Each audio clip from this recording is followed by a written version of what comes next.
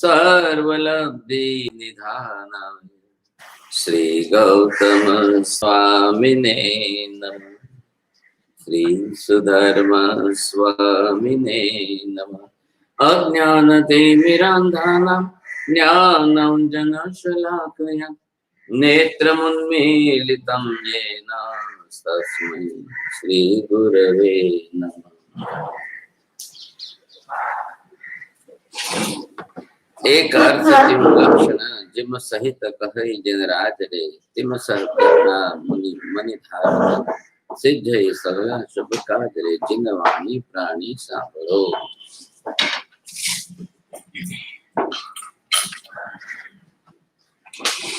अब तक हमने जिस तरह से जो पदार्थ का स्वरूप देखा था, समझा था, पूरा पहला अध्याय जो था, पहला खंड,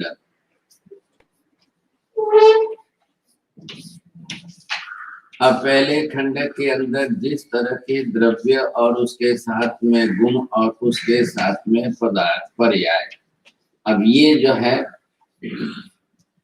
अब ये तीनों जो है पर्याय पदार्थ स्वरूप में है, पदार्थ स्वरूप के बाद अब इस दूसरे विभाग के अंदर आ रही है पदार्थ व्यवस्था। अब इस पदार्थ व्यवस्था के अंदर भगवान ने जिस तरीके से जिन शब्दों का प्रयोग किया था, आपको भी ख्याल है कि जब भगवान को पूछा गया गणधर्व एवं किम तत्तम, अब भगवान ने क्या उत्तर दिया? ये उत्तर क्यों दिया भगवान ने? भगवान ने ये उत्तर क्यों नहीं दिया? भगवान को जब पूछा गया एवं किम तत्वम, भगवान आखिर तत्व क्या है, प्रश्न समझने की कोशिश करो। गणधर्व ने पूछा क्या है, और फिर भगवान ने उत्तर के अंदर उपन्नी वा विगमी वा दुबई वा ये उत्तर दिया। ये प्रसिद्ध है, आपको मालूम है, सब जानते हैं। भगवान ने द्रव्य गुण पर्याय ऐसा उत्तर क्यों नहीं दिया? तो मूल स्वरूप है और उपमेय वा के हिसाब से व्यवस्था चल रही है। थोड़ा थोड़ा फिर से सोचिए, आप बात क्या चल रही है, पहले प्रश्न के ऊपर गौर करो। द्रव्य गुण पर्याय के तीनों पदार्थ है, न कि कोई तत्व। हाँ, बहुत अच्छा, अब आपने इतना भी सोचा समझे। अब पूछा गया है तत्व, तो पहले इसके अंदर कोशिश करो कि पहले तत्व होता है कि पहले पदार्थ होता है? पहले पदार्थ होता है। हाँ, पहले पदार्थ होगा तो ही तत्व की व्यवस्था होगी। उदाहरण के लिए पहले आत्मा है कि आत्मा की व्यवस्था होगी। हाँ, पहले आत्मा है कि पहले आत्मा के गुण है, पहले आत्मा है कि पहले आत्मा की पर्याय है, पर्याय पहले आए कि द्रव्य पहले आया, गुण पहले आया कि द्रव्य पहले आया, द्रव्य था तो गुण आया कि गुण था तो द्रव्य आया, पर्याय थी तो द्रव्य आया कि द्रव्य थी तो पर्याय आया। कैसे लग रहा है आपको? कितने हुए द्रव्य गुण पर्याय के अंदर? कितने हुए? था, थी, तो, कार्य कारण भाव, कितने पक्ष हुआ अभी मैंने बोले? अभी किसके साथ जोड़कर बोला है? ऐसा क्या पकड़ते हो? लास्ट शब्द ही पकड़ना है क्या? आत्मा थी, था, तो कितने हुए? कैसे बैठाएंगे आप? बोलो पहले। आत्मा थी तो गुण था, आत्मा थी तो द्रव्य था। कोई भी, किसी भी द्रव्य के साथ जोड़ो ना। द्रव्य गुण पर्याय। हाँ, द्रव्य गुण पर्याय में परस्पर कार्य कारण भाव बना करके कौन था तो कौन था? द्रव्य था तो पर्याय था, थे, द्रव्य था तो गुण था, गुण था तो द्रव्य था, गुण था तो पर्याय था। अविनाभावी। आप बैठाओ, बोलो पहले, ऐसे मत बोलो। गुण गुणी न भेद, गुण गुणी के बिना नहीं होता है, गुण बिना द्रव्य नहीं होता है, और द्रव्य गुण बिना नहीं होता। अब किसके बात चल रही है? पहले पीछे शब्द आया ना, अभी बोलते रहे, वो भी साथ में लो, पहले पीछे, तो फिर वो भी शब्द साथ में लेकर के बोलो। द्रव्य है तो गुण है, गुण है तो द्रव्य है, और द्रव्य गुण दोनों है तो उसका पर्याय है ही। तो तीनों एकदम साथ में रहे हुए हैं, अविनाभाव। पहले द्रव्य था तो गुण आया, कि पहले गुण था तो द्रव्य आया? ऐसा जो गुण है, पहले द्रव्य था तो गुण आया, तो मतलब पहले द्रव्य गुण बिना था, फिर गुण था, ऐसा अपन थोड़ी मानते। अपन तो ये मानते द्रव्य के साथ सहभावी गुण, सहभावी न गुणा, क्रमवर्ती न पर्याय। बहुत अच्छी बात, बोलो। द्रव्य था तो द्रव्य के अंदर गुण था, द्रव्य गुण का पर्याय हुआ। उत्पाद द्रव्य। हाँ, तो द्रव्य द्रव्य और गुण, द्रव्य और द्रव्य के साथ गुण, और द्रव्य और द्रव्य के साथ पर्याय। अब ये संवाद सब में बैठाना है, सभी द्रव्य में समान रूप से बैठना चाहिए सब। तो क्या हुआ कि भाई द्रव्य जब भी था तब गुण रहित था ही नहीं, गुण जब भी था तब द्रव्य रहित था ही नहीं। परस्पर है ना, आधार आदेश भाव संबंध से। अब इनके अंदर जो है कार्य कारण भाव संबंध कैसे बैठाएंगे? गुणत्वाद द्रव्यत्वम, गुणत्वाद द्रव्यत्वम। अब गुण होने के कारण वह द्रव्य है। अब ये भी आपने बैठाया। अब द्रव्य जब है तब उसके पर्याय है कि नहीं? तो इससे क्या सिद्ध हो रहा है? अनुत्पन्न अविनाशीत्वम। ये द्रव्य अनुत्पन्न अविनाशी होने से उसका नित्यत्व सिद्ध होता है। नित्यत्व सिद्ध होने से उसको कर्ता भाव की जरूर नहीं है, अन्य कर्ता से उसकी उत्पत्ति संभव नहीं हो सकती। मूल पदार्थ स्वरूप ही इस प्रकार का है। अब पदार्थ स्वरूप इस प्रकार का है तो उसके अंदर जो जो स्वरूप जैसा आया, पर्याय जब द्रव्य था तब पर्याय थी कि नहीं थी? अब आप पहले पीछे के क्रम से बोलिए। क्रम भावी पर्याय है यहाँ पर।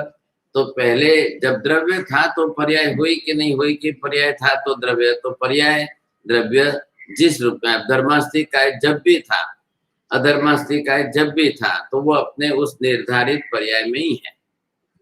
इसलिए उसकी पर्याय या उस आकार को उस प्रकार आकार प्रकार दे करके फिर उसके लिए कर्ता मानना नहीं। किसी ने बनाया तो ये आकार आया, किसी ने बनाया तो ये आकार बैठा। ऐसा आकार क्यों बनाया? अब कोई बनाए तो कहाँ प्रश्न करो कि ऐसा आकार क्यों बनाया। तो यहाँ क्या सिद्धता बैठ रही है? द्रव्य जब है तब इसी पर्याय में है, आकार प्रकार में है। तो द्रव्य इसी रूप में है, द्रव्य इसी स्वरूप में ऐसा ही है। तो आत्मा है, आकाश है, उद्गल भी है। तो जब भी है तब वो अपने इसी स्वरूप में ऐसा ही, और जब रहेगा तब भी इसी स्वरूप में रहेगा। जब भी उसका स्वरूप भविष्य के अनंत काल तक रहेगा तब भी रहेगा। पहले हमको पदार्थों का स्वरूप अपने आप में अस्तित्व में सद्भाव से सिद्ध करना है, और फिर उसको जो है कालिक रूप से आप नित्यत्व में सिद्ध करेंगे। नित्यत्व एक धर्म हो जाएगा, शायद फिर नित्य आएगा तो उसका विरोधी अनित्य लेना पड़ेगा। शायद नित्य नित्यत्व, पदार्थ का सदत्व सद धर्म स्वीकार किया, अस्तित्व सिद्ध हो गया। अस्तित्व सिद्ध होने से वह उत्पाद गुण पर्यायात्मक द्रव्य है, ये सिद्ध होना चाहिए। अब ये सब आधार इस पर, उत्पाद व्यय का भी आधार तो द्रव्य गुण पर्याय पर ही है। भगवान ने जो है उपन्नई वा विगमई वा ध्रुवई वा ये तत्व क्यों कहा? इसको क्यों तत्व नाम दिया? भगवान ने उत्पाद वे द्रव्य बोलने के बजाय वो पहले द्रव्य गुण पर्याय क्यों नहीं बोले? जब भगवान को पूछा गया वयम किम तत्वम, तत्व ही नहीं है, तत्व द्रव्य गुण पर्याय तो पदार्थ है। पदार्थ स्वरूप होगा उसके जवाब होगा, बरोबर है। तो पदार्थ स्वरूप जो है वो गुण पर्याय व द्रव्यम, द्रव्य के ऊपर जो है पदार्थ का जो स्वरूप है और उसमें तत्व क्या लाना है। अरे ना, भगवान को अपनी तरफ से जो जोड़ना है वो तत्व स्वरूप जोड़ना है। भगवान ने पदार्थ स्वरूप नहीं बनाया। अरे ख्याल में पदार्थ स्वरूप जो जैसा है वो वैसा है। अब उसमें पदार्थ द्रव्य गुण पर्यायात्मक है, लेकिन उनके अंदर होने वाली उत्पाद व्यय की प्रक्रिया को अब भगवान उसके अंदर का तत्व बता रहे हैं। आपने दूध में से दही छाछ बनाया, तब मंथन किया, तब मक्खन निकला, वो तत्व है। तो यहाँ पर उसमें करने तो दूध दही छाछ तो था तो मक्खन निकला, नहीं होता तो कहाँ से निकला? हाँ, क्यों? वो तत्व की बात यहाँ थोड़े इस अर्थ में लो, छाछ को भिगोया तब जाकर मक्खन निकला,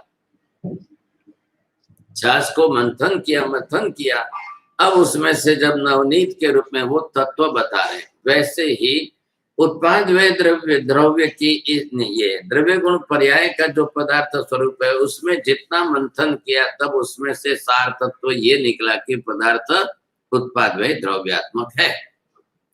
बोलो इस बात को, बोलो पहले। प्रभु ने पदार्थ के स्वरूप का मंथन किया तो प्रभु ने जो है तो उत्पाद पदार्थ की व्यवस्था जो उत्पाद द्रव्यात्मक है ऐसा मंथन प्रभु ने निकाला। अब आप व्यवस्था शब्द मत बोलो, तत्व शब्द बोलो, बस फर्क इतना ही है ना। अब भगवान ने अपने केवल ज्ञान, केवल दर्शन से देखते हुए, जानते हुए जो मंथन किया, चिंतन किया, गणधर आए थे बिल्कुल सबको पता ही था कि पदार्थ का स्वरूप क्या, द्रव्य गुण पर्याय, इसलिए उनको आगे बढ़े। हाँ, पदार्थ द्रव्य गुण पर्यायात्मक है, ये सर्वव्यापी है, सर्व के अनुभव का है, सबके ज्ञान में। मति श्रुत सब मानते हैं, मति श्रुत में भी यही है, केवल ज्ञान दर्शन में भी यही है। फर्क इतना ही है कि मति श्रुत ज्ञान वाले उनको अंशी रूप में ही जान पाते हैं, समझ पाते हैं। केवल ज्ञानी, केवल दर्शनी सहभू रूप से, संपूर्ण रूप से उसी समय पदार्थ का सारा स्वरूप जानते देखते हैं। फर्क इतना ही है। अब इस फर्क को लेकर के आप समझिए तो ख्याल आ जाएगा। अब करना क्या है, इस स्वरूप की व्यवस्था बैठानी, जो ये स्वरूप है अब इसकी व्यवस्था बैठानी है। वो व्यवस्था कैसे बैठाएगी?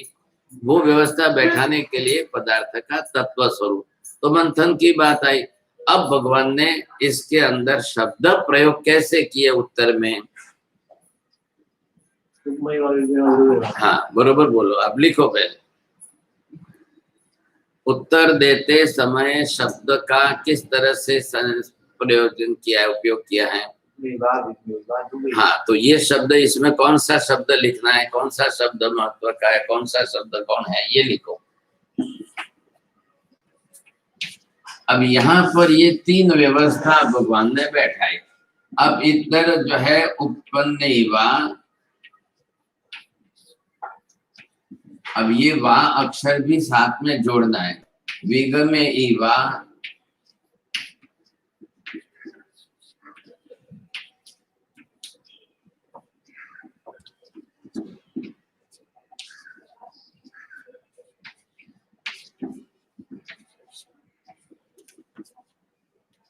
आ गया। अब इसके अंदर आपने ये देखा, थोड़ा सा ध्यान दो यहाँ पर कि ये शब्द इन्होंने क्यों लिखा है।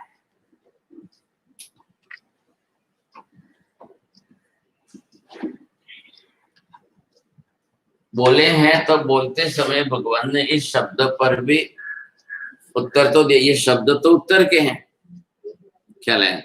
प्रश्न तो गणधर्म का था, वयवम किम तत्तम, तो इसमें उपनी का वाक्य बोला है प्रभु, भाव में आकांक्षा दी हुई है।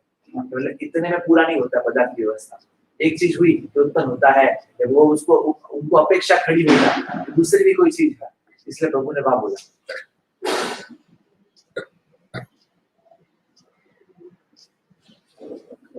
यहाँ पर जो वाह शब्द आया है, यही शब्द जो है स्यात् शब्द है। अब आपको ख्याल आ जाएगा कि जिस तरीके से ये शब्द बोला है, स्याद्वाद जो बनाते हैं हम, तो स्यात् इति अंकितम शब्द, तो यहाँ से ही स्याद्वाद का जन्म है। अरे ख्याल में, स्यात् शब्द का जन्म मतलब स्याद्वाद का जन्म, स्याद्वाद किस रूप में, किस तरह से प्रारंभ होता है, शुरू होता है, कैसा है, तो पहले यहाँ से। तो वाह शब्द, अब वाह शब्द विकल्पवाची है, वाह शब्द शंकावाची है, वाह शब्द कथनचित अर्थ में है, ये यहाँ पर बैठाना है। आ रहा है ख्याल में? अब यहाँ पर जो है स्यात् शब्द से हमने क्या लेना चाहिए, तो ये वाह शब्द लेकर के क्यों ऐसा कहा है, तो उत्पन्न वा विगमे वा। अब उत्पाद होना, नष्ट होना, उत्पन्न होना, नष्ट होना। अब उत्पन्न नष्ट होते हुए भी फिर वापिस जो है नित्य ध्रुव भी रहना है, तो वाह शब्द देने से परस्पर एक दूसरे में विरोध खड़ा नहीं होता है।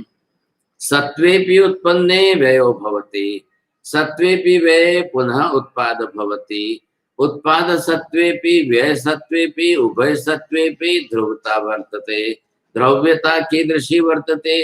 परस्पर विरोधाभासी धर्म होते हुए भी कैसे उत्पाद व्यय साथ में जुड़ रहा है।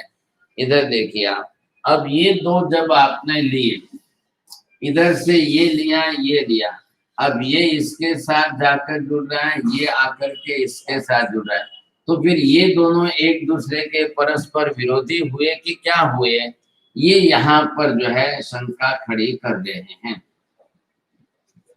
हो गया नैयायिक वैशेषिक के लिए मसाला तैयार हो गया। यथा तम अंधक प्रकाश अंधकारे परस्पर विरोधी धर्मणाम अस्तित्वं कथम संभवति तद्वद यस्य उत्पादयो भवति तस्यैव ध्रुवत्वं कथम संभवति परस्परयोः विरोधी धर्मयोः एकस्मिन् धर्मिणि समावेशः कथम संभवति।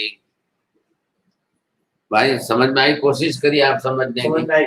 तो ये परस्पर कैसे हो सकता है? परस्पर विरोधी धर्मों का समावेश कैसे शक्य है? बरोबर। अब ये उत्पाद और ये व्यय, अब ये क्या बता रहे हैं? ये द्रव्य है कि गुण है कि पर्याय है? पर्याय। इधर देखो, इसकी बात करना है आपको। इनके साथ बात जोड़ो आप पहले। परस्पर इनके अंदर किस प्रकार का क्या है? न तो ये द्रव्य है, न गुण है, न पर्याय है। बरोबर है? तीनों के अंदर अब वो तो पदार्थ स्वरूप ही है। अब उनकी व्यवस्था ये बैठा रहे, तो व्यवस्था बैठाने के अंदर जिस तरीके से इनको बैठानी है वो महत्ता है। अब इसके अंदर किस तरह से कैसी व्यवस्था बैठा रहे हो? तो पदार्थ में द्रव्य का गुण के अंदर, गुण से पर्याय में। इधर देखो, जिन लोगों ने इन द्रव्य गुण पर्याय की परस्पर एकता, अखंडितता, इसमें भेद करके अलग व्यवस्था करने गए, वो मिथ्या व्यवस्था हुई। समझ में आ रही बात? द्रव्य गुण पर्याय के तीनों में भेदा भेद संबंध जिस तरह से बना हुआ है, अभिन्नता बनी हुई है, भिन्नता बनी हुई है। खाली उत्पाद व्यय की प्रक्रिया से कभी वो गौण मुख्य भाव में रहेगी, इतना ही। अब जैसे पुद्गल के अंदर जिसमें वर्ण की प्राधान्यता है वह वर्ण व्यक्त रहा, अन्य कुछ गौण रहे। कहीं पर स्पर्श की प्राधान्यता है तो स्पर्श प्रधान रहा, बाकी के गौण रहे। पर्याय परिवर्तन में अभी शीत स्पर्श है तो उष्ण स्पर्श आएगा, अभी उष्ण स्पर्श है तो कालांतर में शीत स्पर्श पुनः आएगा। पर्याय परिवर्तन। अभी पानी ठंडा है, गर्म करने पर उष्णता आ जाएगी, पर्याय बदल गई। अभी पानी उष्ण है, कालांतर में शीत हो जाएगा, पर्याय परिवर्तन हो गया।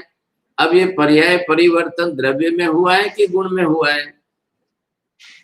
पानी तो वही है ना, पानी द्रव्य कहाँ बदला है?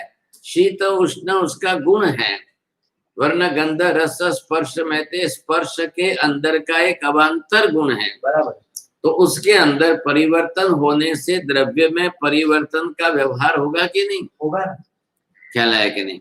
जलम देही, तो द्रव्य में पर्याय का परिवर्तन, जलम देही पानी दो, ऐसा व्यवहार करके भाषा प्रयोग हुआ। अब वहां आदेश करता किस आशय से जलम देही बोल रहा है? ठंडा पानी दो। तस्य ठंडा शब्द का प्रयोग नहीं किया उसने, गुण को बीच में नहीं लाया, द्रव्य से ही व्यवहार किया है, जलम देही। अब वहां उसको क्या समझना, सामने वाले को जल देते समय अधुना भोजन कालः प्रचलति वा स्नानस्य अवकाशः वर्तते, स्नानार्थं गम्यते गच्छति चेत् उष्ण जलं देहि, भोजनान्ते उपाविष्ट स्यात् तर्हि शीत जलं देहि। अन्यस्मिन् काले अस्मिन् क्षेत्रे कालवाची। अब ऋतु काले तस्य दृश्य विवक्षा कर दिए, क्रियते चेत उष्ण ऋतु, गर्मी, गर्मी की ऋतु है तो उसने वहां पर क्या देना है? शीतम जलम देही।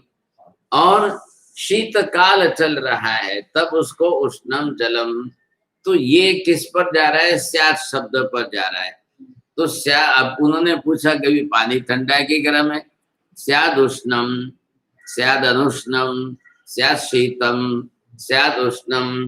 तो वो जहां जिस समय की जो द्रव्य क्षेत्र काल भाव की अपेक्षा थी उसके लिए उन्होंने स्याद शब्द को देख करके बरोबर बैठा दिया। उससे क्या हुआ फायदा? कसाय को अवकाश मिला ही नहीं।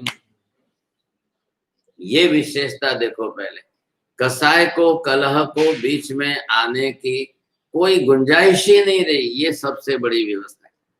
तो जब जब भी आप यहाँ पर पदार्थों के अंदर द्रव्य गुण पर्याय की और उसके उत्पाद व्यय की व्यवस्था से आप बरोबर व्यवहार करोगे, सबसे पहला फायदा तो ये होगा कि आपका वचन जितना ज्यादा सत्य की निष्ठा तरफ जा रहा है। स्यादवादी कौन है? सत्य की निष्ठा वाला है। और जितना ज्यादा आप स्याद शब्द से, अर्थ से अपेक्षित शब्द वाक्य प्रयोग करोगे, उतना ही क्लेश कसाय कलह का अवकाश खत्म होता जाएगा। निमित्त ही नहीं रहेगा आपके सामने। तो यही तो हमारा उद्देश्य है, लक्ष्य है। अब व्यवहार कौन सा है? वचन योग का व्यवहार है। भाषा प्रयोग आपको करना ही करना है और भाषा प्रयोग में ही क्लेश कसाय कलह होता है। तो क्लेश कसाय कलह का निवारक आप अगर वाक्य प्रयोग वैसी भाषा बोलो तो उसमें क्लेश कसाय होने की संभावना ही नहीं है। आपने देखा कि तीर्थंकर परमात्मा की वाणी के 35 गुण हैं।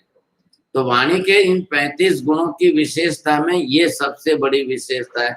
आप ये मत सोचो खाली मालकोज राग की विशेषता है। मालकोज राग भगवान बोले और सामने देवता सुर है तो सुर के साथ वो मधुरता आ जाएगी। जैसे दूध में शर्करा से मधुरता आती है और बच्चा राजी हो जाता है, ठीक वैसे ही भगवान की वाणी के अंदर असंदिग्धता का गुण आया। मतलब क्या?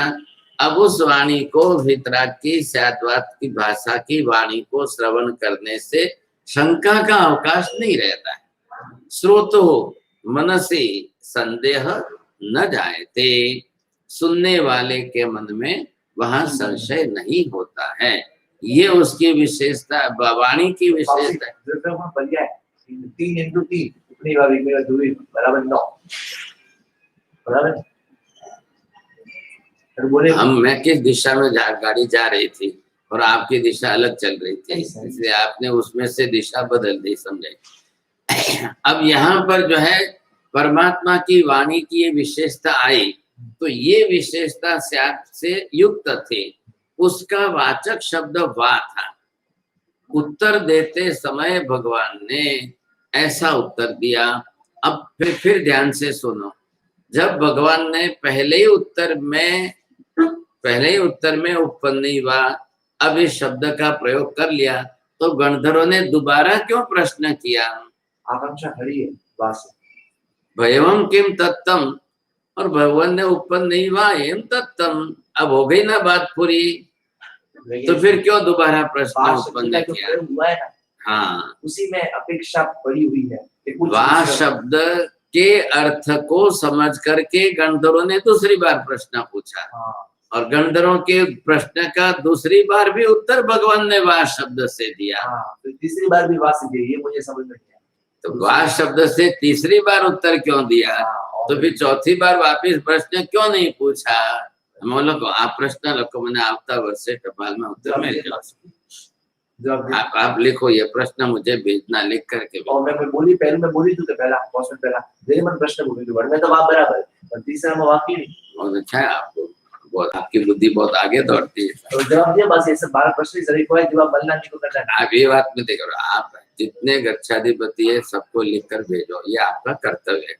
आप प्रश्न मंगाओ और उनको भी लिखो साहब कि 1 साल बाद उत्तर दोगे तो चलेगा, ऐसा लिखो आप।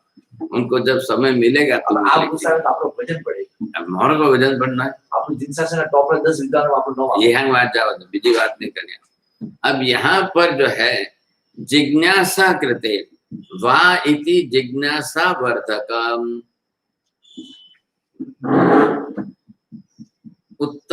उत्तर काले वा शब्दस्य प्रयोगः भगवता यत् कृतं तदनुसारेण गणधराणां मनसि पुनः जिज्ञासा संजाता। अब वो जिज्ञासा जब बढ़ी, वो जिज्ञासा कैसे बढ़ी, किस प्रकार की बढ़ी?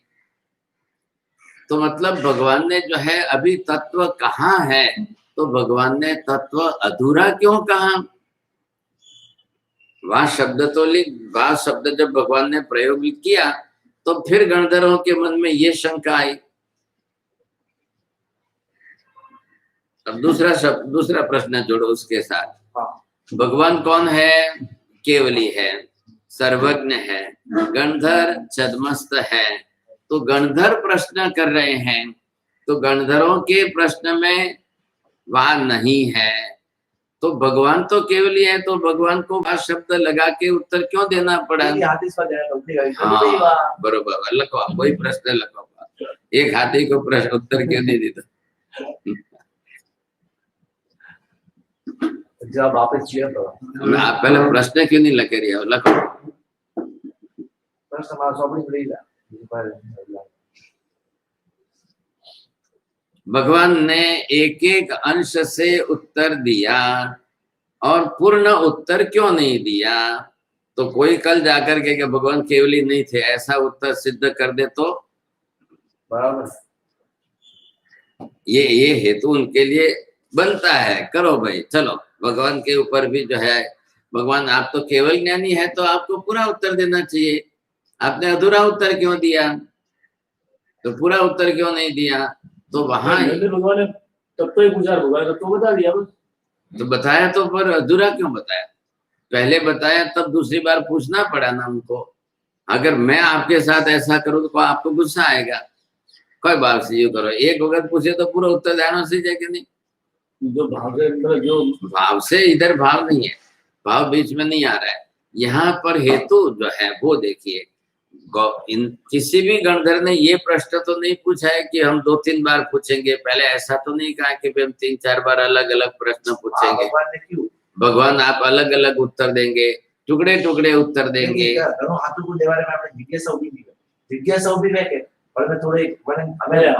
अरे उनकी जिज्ञासा खड़ी करने में भगवान के केवल ज्ञान पर आपत्ति आ गई, ये बड़ी आपत्ति है ना।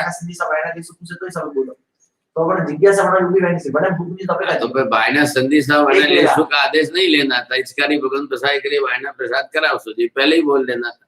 ये 3 अलग अलग क्यों आदेश? भूख जागे। अरे उनकी भूख जगाने में केवल ज्ञान के केवली के केवल ज्ञान पर आपत्ति आई, उसका क्या? आप पहले उधर तो गहराई में तो जाओ थोड़ा सा। आपत्ति मतलब दोष क्या आया? हाँ, भगवान केवली है तो केवली को कैसा उत्तर देना चाहिए?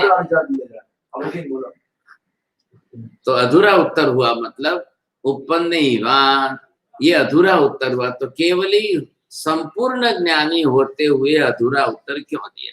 जितना पूछा उतना दिया, जितना कितना पूछा है उन्होंने तो तत्व ही पूछा है।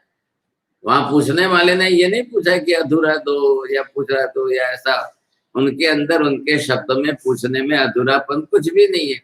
उन्होंने तो पूछा है तत्वम किम, तो भगवान ने तत्वम उपय विगमय दुर्मय, अब वाह शब्द लगाने की जरूर कहाँ थी?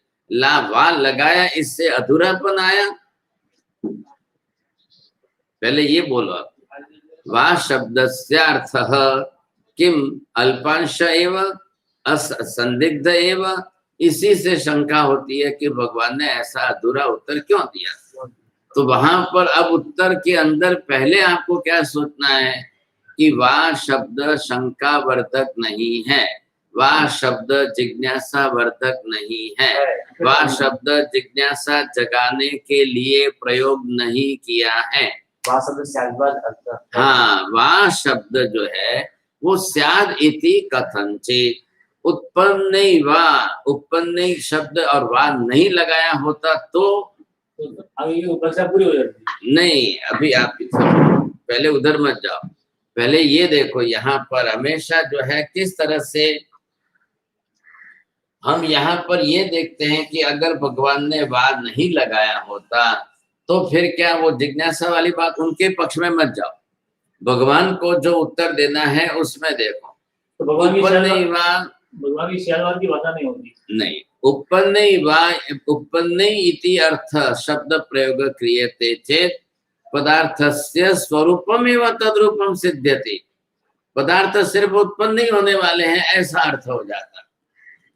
अरे ख्याल में खाली पदार्थ उत्पन्न नहीं होता, जो सिर्फ उत्पन्न उत्पन्न उत्पन्न उत्पन्न उत्पन्न नहीं होगा तो दूसरी पर्याय कहाँ से आएगी? फिर उत्पन्न ही होता रहेगा, उत्पन्न नहीं होता रहेगा, फिर दूसरा कुछ भी नहीं आएगा। पदार्थ का स्वरूप उत्पन्नात्मा, यद उत्पन्नात्मात्मकं तदेव पदार्थम, उत्पन्नात्मकम तदेव पदार्थम, ऐसा अर्थ घटित हो जाएगा। फिर लोग सब ऐसे ही पदार्थ उत्पन्न ही होता रहता, उत्पन्न होता ही रहता है, उत्पन्न होता ही रहता है, ऐसा नहीं होना चाहिए। विज्ञान के क्षेत्र में क्या है, यदा यंत्रस्य निर्मिते संजाता तदा यंत्रात् उत्पत्तिर अखंड रूपेण सततम भवति। यदा यत्र यस्य यंत्र रूपेण स्थापना क्रियते, यंत्र स्थापनार्थं प्रयोजनं किं वर्तते, तत्र नैरन्तरता। कस्य नैरन्तरता, यस्माद् यंत्रात् उदयस्य उत्पत्ति भवति तस्य निरंतरता। ये मूलभूत सिद्धांत किसका है, विज्ञान का है। और ये बैठा करके जहां उन्होंने मशीन लाई, जहां यंत्रवाद लाया, अब यंत्रवाद पहले भी था और आज यंत्र है। 100 साल के यंत्र में फर्क क्या आया, पहले यंत्र स्वसंचालित नहीं थे और अब यंत्र स्वसंचालित हो गए, और यंत्र स्वसंचालित होने के बाद भी उसमें निरंतरता आ गई, अखंडता आ गई। यंत्र संचालन व्यवस्था में अखंडता, यंत्र चलने की प्रक्रिया बंद नहीं पड़नी चाहिए, पहले ये नहीं थी। ध्यान से समझो, विज्ञान का विषय।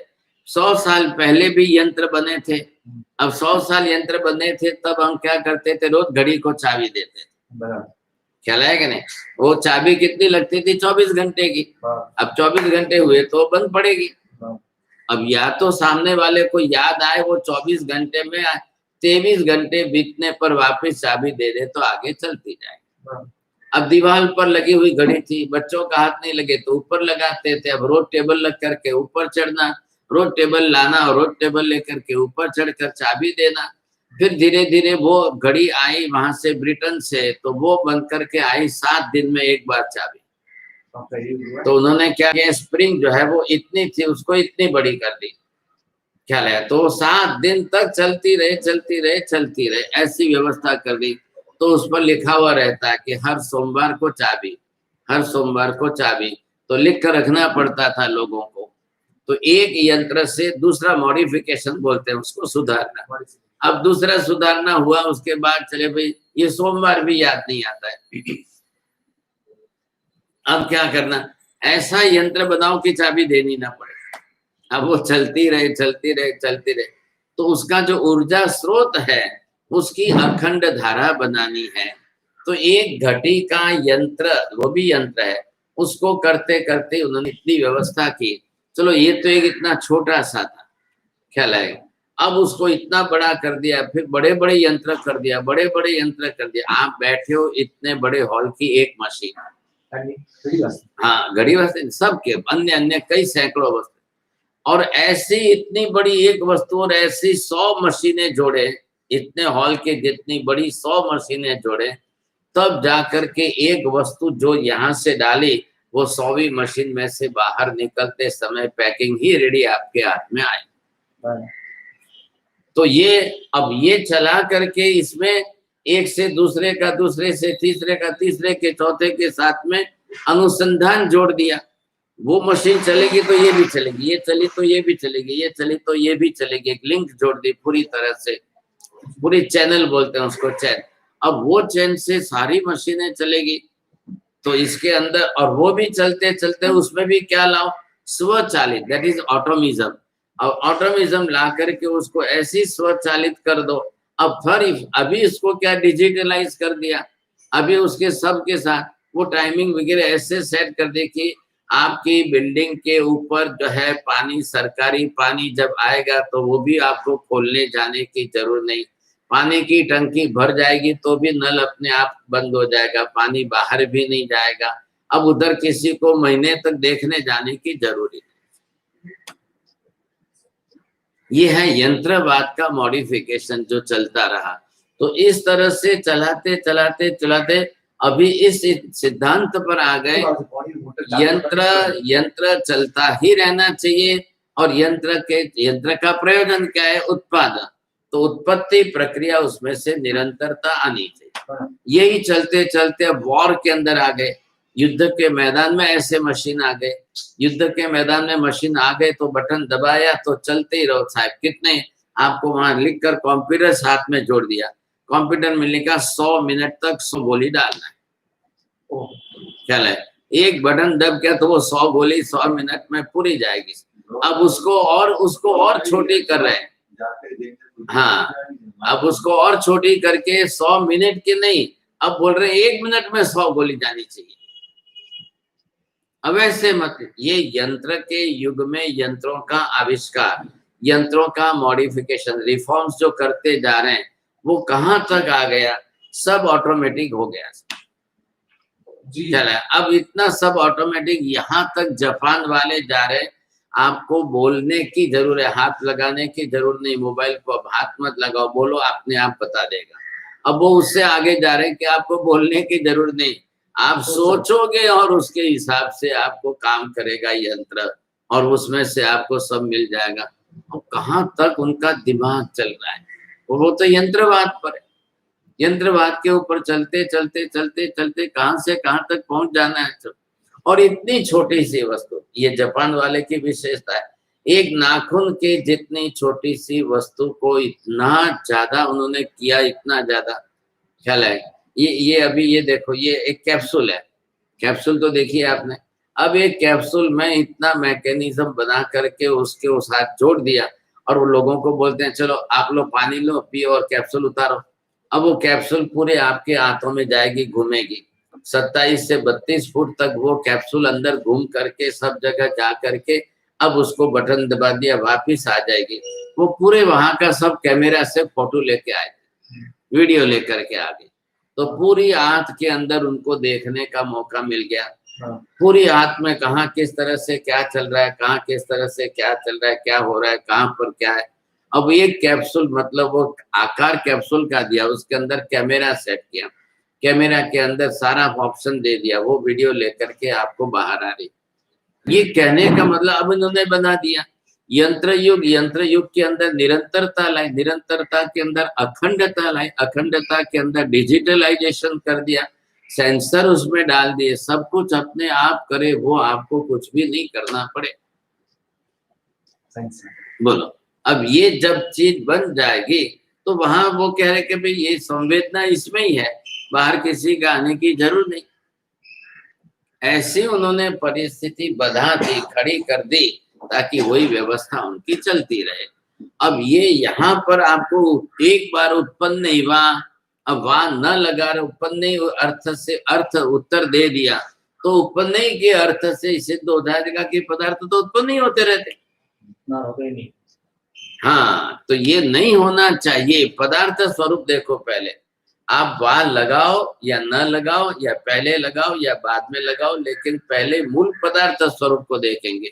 तो मूल पदार्थ स्वरूप कहाँ किस प्रकार का बैठ रहा है, उत्पन्न नहीं वाह अब दो और उत्पन्न नहीं इतना उत्तर दो। तो अगर उत्पन्न नहीं कह देते तो वाह की विवक्षा नहीं होती, विवक्षा नहीं होती तो पदार्थ में तकलीफ आती, पदार्थ सारे उत्पन्नशील बन जाते, फिर वो उसी तरीके से चलते रहते, तो फिर कुछ भी फर्क ही नहीं पड़ता उसके अंदर। ऐसा नहीं होना चाहिए, इसलिए वहां पर उन्होंने वाह शब्द जोड़ा, और वाह शब्द से अभी पदार्थ का, तत्व का जो स्वरूप आपने पूछा है उसका अंश मात्र में उत्तर दिया है। क्योंकि पदार्थ में व्यवस्था भी उत्पत्ति के क्रम में पहले वैसी हो रही है। अब इसमें वाह के अंदर वो विवक्षा देख करके गणधर को दोबारा प्रश्न पूछना पड़ता है, भैवम किम तत्तम। अब उत्पन्न नहीं वाह उत्तर दिया तो उनको संतोष नहीं हुआ क्या, क्यों दोबारा प्रश्न पूछ रहे हैं? उनको संतोष भी उतने ही अंश का हुआ। वाह शब्द से स्यात् शब्द में जो कथन चित्ता खड़ी है, उन्होंने वापिस दूसरा प्रश्न, दूसरी संज्ञा जानने के लिए किया।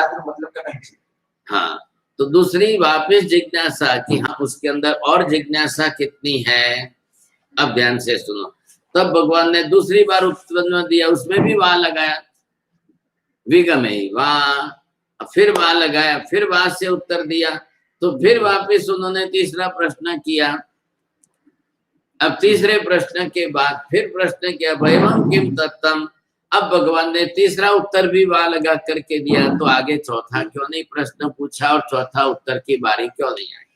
जी ऐसा कैसे? ध्यान से सुनो, समझो पहले आप।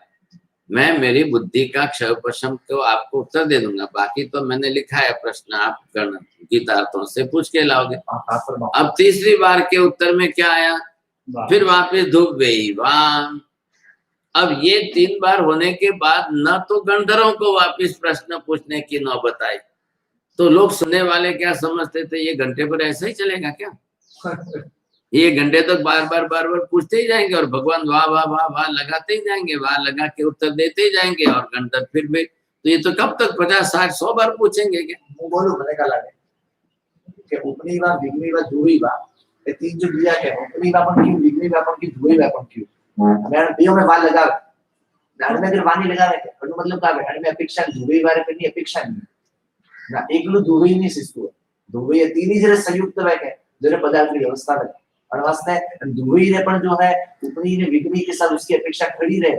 दुबई के साथ में वाह लगाया, पहले पदार्थ के स्वरूप के देखो, मैंने अभी आपको समझाया था, पदार्थ स्वरूप के अंदर देखना है। ध्रुव भी रहता है, तो ध्रुव भी रहता है, उत्पन्न भी होता है, व्यय भी होता है, ध्रुव भी। तो दुबई वाह में वाह लगाने से उत्पाद व्यय को वापिस साथ में जोड़ना है। इसलिए लगाया क्योंकि उपनी बार विग्नी बार को एक साथ रखने के लिए। तो दुबई माँ के अंदर ये शब्द आया, तो उसमें उपन्नी और विगमी के साथ को अर्थ जोड़ो। पदार्थ ध्रुव रहते हुए भी उत्पन्न व्यय होता है और पदार्थ उत्पन्न व्यय होते हुए भी ध्रुव रहता है। अब इधर से दोनों तरफ से बोलो, पदार्थ उत्पन्न होते हुए भी जो ध्रुव रह रहा है, दोनों बोलो ना। पदार्थ उत्पन्न होते हुए भी, अरे उत्पाद व्यय होते हुए भी ध्रुव रहता है और ध्रुव रहते हुए भी उत्पाद व्यय होता है। हाँ, अब आई बात समझ। अब इसके कारण पूर्णता आ गई विषय में। अब समझो, अब अपूर्णता को अंश नहीं रहा। अब ये क्यों, जो लोग जो है केवल एक अंश को लेकर के चल रहे हैं। अब नैयायिक वैशेषिक ने एक ही अंश लिया, तो वो इतनी बात पकड़ के चल रहे हैं।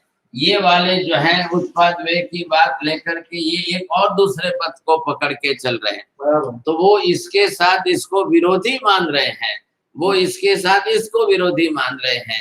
ध्रुवता आने से उत्पाद व्यय की विरुद्धता सिद्ध हो रही है, उत्पाद व्यय की प्रक्रिया आने से ध्रुवता का विरोध सिद्ध हो रहा है। एक एक अंश को मान करके चलने वाले अपने अपने मत में जो है वो उस बात को बैठाते हैं, तो अपने अपने मत में बात बैठाने के कारण उनके साथ में वैसी विरुद्धता आई। पहले बात प्रश्न समझ में आ गया, दूसरों के मत आ गए, किस किस लोगों ने कैसे कैसे एकांश को लेकर के मत बना दिया। एक एक अंश को लेकर के जब मत बना दिया, तो यहाँ पर जो है ध्रुवता को लेकर के भी मत बना दिया। उन्होंने एकांतिक ध्रुवता ही पकड़ी है।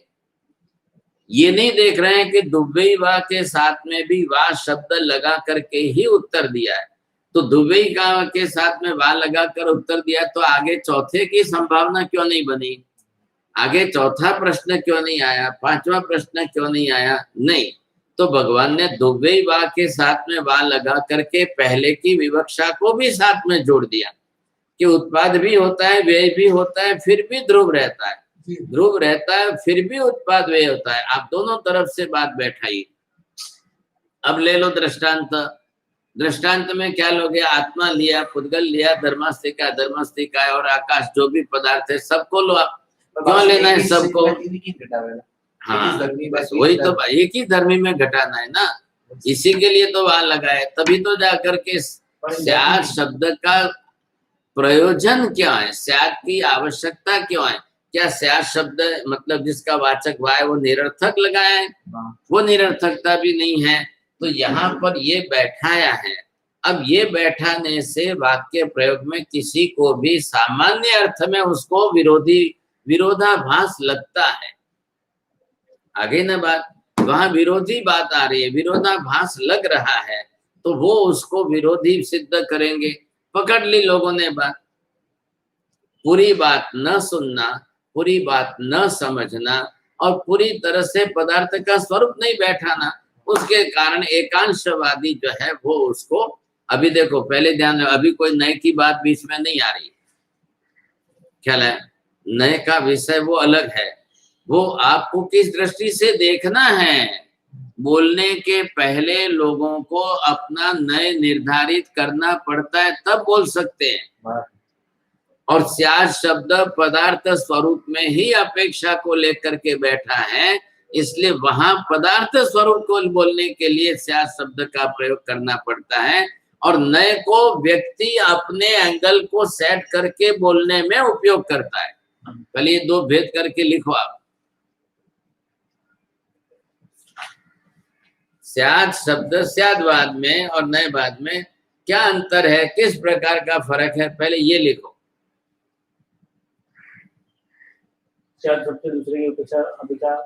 अभी उधर मत जाओ। स्याद शब्द पहले पदार्थ स्वरूप में ही विवक्षा करता है।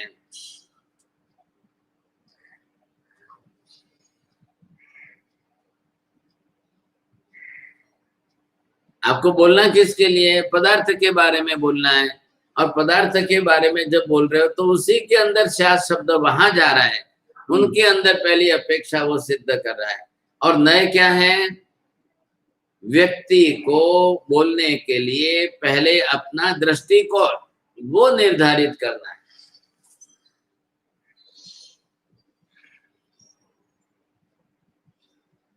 ये थोड़े अंदर के रहस्य की बात है, तो आपको समझ में आएगा। स्याद शब्द आप अपनी इच्छा से नहीं बोल रहे हो, हाँ, वो तो जो पदार्थ के स्वरूप, पदार्थ के स्वरूप में जैसा स्वरूप है वैसा, लेकिन नए आपको अपनी इच्छा से लगाना है। आ रहे ना ख्याल में? हाँ जी। नए अपनी इच्छा से, क्यों अपनी इच्छा से, मतलब बोलने के पहले उसको नए लगाना पड़ेगा। अब वो किस दृष्टि से उसको बोलना है, तो दृष्टिकोण बनाओ। पहले आप नए भी क्या है, वाद इति किम, भाषा कथनम, भाषा व्यवहार है। भाषा बिना बोले तो सामने वाला क्या समझेगा आपका, तो बिना बोले जब नहीं समझेगा तो समझाने के लिए पहले आप समझ के बोलो। तो बोलने वाले को पहले अपना नए दृष्टिकोण नक्की करना पड़ेगा। भाई वो आपको द्रव्य की दृष्टि से बोलना है, गुण की दृष्टि से बोलना है, पर्याय की दृष्टि से बोलना है, आपको पर्याय में उत्पाद की प्रक्रिया से बोलना है, सब में लगेगा, सबके अंदर लगेगा, तभी आप भाषा प्रयोग कर सकोगे। और जैसी भाषा प्रयोग आप करोगे सामने वाला उतने वैसा सुनेगा, और आप जिस भाषा को बोलोगे उस शब्द के हिसाब से वो अर्थ करेगा। अब वो अर्थ करेगा तो उसको भी तो अर्थ सही बैठना चाहिए कि नहीं। ये तो आपके बोलने में और सामने वाले के अर्थ घटन करने में भेद पड़ गया तो व्यवहार नहीं चलेगा। अभी मैंने क्या दृष्टांत दिया था आपको, जलम देहि, भाई पानी लाओ। अब उस समय उसको संदर्भ किसका जोड़ना है, तो सामने वाला देखने वाला भी देख रहा है, ये इस समय किस क्रिया में बैठे हैं, भोजन करने की क्रिया है कि स्नान करने की क्रिया है। अब किधर जल देना है, किसको जल देना है, और मेहमान आए हैं और अपने घर में से पिता ने बेटे को आज्ञा दी, बेटा पानी लाओ। अब वो क्या बाल्टी भर के लाएगा? अब मेहमान आए हैं तो मेहमान अभी स्नान करने वाले, कि मेहमान आए तो पहले पानी पिलाना है। तो भाई जलम आनय, तो वहां बेटे को भी संदर्भ क्या दिख रहा है, तो पहले उसको पदार्थगत स्वरूप में स्याद शब्द से अपेक्षा देखना है, तभी स्वद्रव्य क्षेत्र काल भाव आया। और स्वद्रव्य क्षेत्र काल भाव से उस धर्म को लेकर उस धर्मी में आप जब सिद्ध करने जा रहे हो तो वो बात उसमें बैठी। अरे समझ में। अब उसके बाद में आप पर का विरोधी लो, भाई उसमें पर का विरोध से भी अभाव आना तो चाहिए कि नहीं। स्याद आत्मा अस्ति, स्याद आत्मा नास्ति, तो ये भी उसी के साथ में आया। तो स्याद शब्द कहाँ गया है, द्रव्य क्षेत्र काल भाव में गया है। तो द्रव्य क्षेत्र काल भाव के अर्थ को लेकर के स्याद शब्द आ रहा है, इसलिए उसने दोनों के साथ में पहले ये विवक्षा अपेक्षा जोड़ दी। आप जब भी बोलोगे तब स्वद्रव्य क्षेत्र काल भाव से ही बोलोगे, और पर द्रव्य क्षेत्र काल भाव से उसका विरोधी धर्म भी उसी में सिद्ध करोगे। अब जैन धर्म को तो पाया ही यहाँ से बना है, परस्पर विरोधी धर्म सत्वेपि एकस्मिन्नेव धर्मिणी तिष्ठति। इसी नियम पर तो पदार्थ की व्यवस्था है, इसी नियम पर पदार्थ का स्वरूप है, और पदार्थ के स्वरूप की पदार्थ की व्यवस्था कर रहे हैं। ये उत्पाद वे द्रव्य से भगवान पदार्थ का स्वरूप नहीं बता रहे, पदार्थ की व्यवस्था कर रहे हैं। पदार्थ का स्वरूप तो द्रव्य गुण पर्यात्मक है ही। अब उसकी जब व्यवस्था कर रहे हैं तब एक ही व्यवस्था नहीं है, व्यवस्था त्रयात्मकम वर्तते। त्रयात्मकत्वात् त्रिपदी शब्दस्य उच्चारः। पदानां त्रयाणां त्रिशब्दत्वेन उच्चारः क्रियते चेत् त्रिपद इति त्रिपदी, सा एतस्यैव संज्ञा इति त्रिपदी। तो पदार्थ मात्र उत्पन्न ही होता रहता है ऐसा भी मत समझिए, पदार्थ मात्र व्यय ही होता रहता है ऐसा भी मत समझिए। अब ये स्पष्टता की फिर भी जो है ये बौद्ध मतवादी केवलम व्यय रूपम एव पदार्थ स्वरूपम अंगीकुर्वन्ति। बौद्धाः, तो बौद्ध ने क्या व्यय स्वरूप, तो सर्वम एव विगमय्यम, व्यय रूपम एव, बस वो क्षण होता है, नष्ट होता है, नष्ट होता है, नष्ट होता है। तो उन्होंने जो है वही बात पकड़ के रख ली। अब वही पकड़ी तो क्षण लाया बीच में। जब व्यय हो रहा है तो काल उसका सापेक्ष बन रहा है ना, काल में हो रहा है तो सर्वम क्षणिकम कह दिया। और जब व्यय होता होता होता व्यय होता रहेगा तो बचेगा क्या, रहेगा क्या, कुछ भी नहीं रहेगा, तो सर्वम शून्यम कह दिया। आया ख्याल में आपको? उनके अंदर के बौद्ध मत के इन तीन शब्दों में कार्य कारण भाव बैठा हो। कौन से बौद्ध मत के तीन शब्द कौन से हैं? मुख्य सिद्धांत उनका, हाँ, एक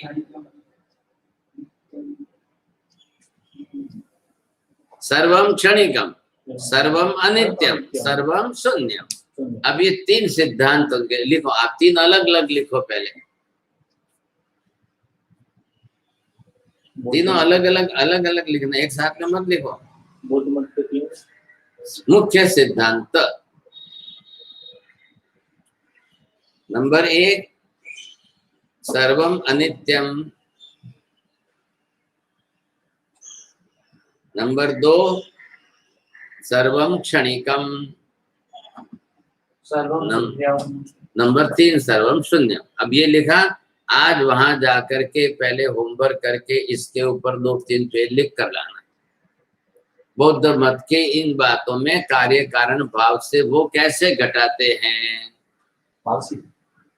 तो अगर चीनी पदार्थ है और एक गतिले में बासी रहती नहीं, ठीक है ना, आप उसी विचार में रह गए। जब ये बात आई तो यहाँ पर आपकी पकड़ ही नहीं आती। पकड़ है नहीं, बिल्कुल नहीं, आप उसी में घूमते रहे। पानी लाओ, तो पानी में चीनी क्यों डालना? अब वहाँ क्या है, अब वहाँ क्या देखना है आपको?